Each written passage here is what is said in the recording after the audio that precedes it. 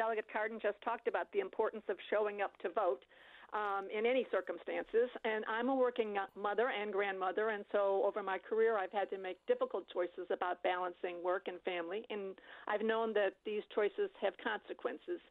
This year, Delegate Cardin, you made a choice when, as a Maryland state legislator, you missed 75% of the votes on your committee, which was called unacceptable attendance by many of your fellow state lawmakers.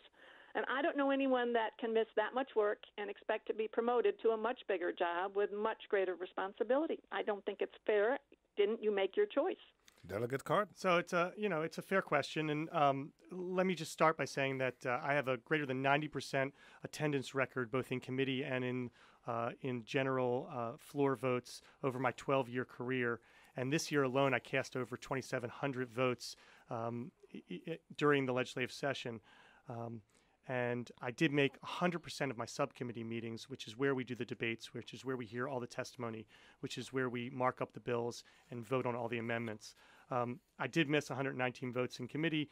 They were nearly all unanimous. I checked with my chair in advance. She knew that I was dealing with what was supposed to be a private issue, a rocky first trimester of pregnancy for my wife and a young daughter, and making sure that medical issues were being handled appropriately. All I can say is that I am confident I got 100% of the work done during the days. I didn't miss any days in Annapolis. It was late night votes.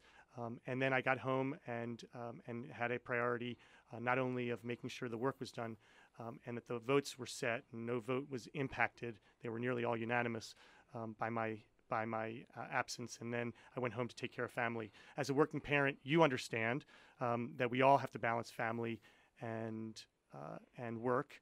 I think I did that, and I wouldn't change the fact that my family's health is a priority for me. What? Go ahead, Tom. I don't know much about your family. You have one child and your wife. What is your family situation? My wife is, I hope you wish me best of luck and congratulations. My wife is due in August, and I have one daughter. Okay, the only thing I would tell people about babies, but you know this if you have one daughter, is that they leak at both ends. That's the only thing you have to know about Mary, babies. does that answer your concern? No, it really doesn't, because I've had to make important choices, but they've had consequences.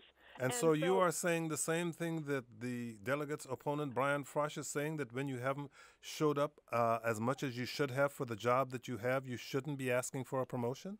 That's exactly what I'm saying. Sure. And what I'd say, Kojo, is that while I have tremendous respect for my opponents, and they're both good legislators, I consider myself, I had the most successful legislative session of my career, passing things like reduction of cyber harassment, Brianna's Law, which makes teenagers into lifesavers overnight, patent troll, going after patent trolls that are hurting our small businesses. This was it was by far my most successful session. But the job of the AG is different than that of a legislator. The AG is there to protect the citizens of the state of Maryland and make sure that all the laws are being enforced and they're constitutional.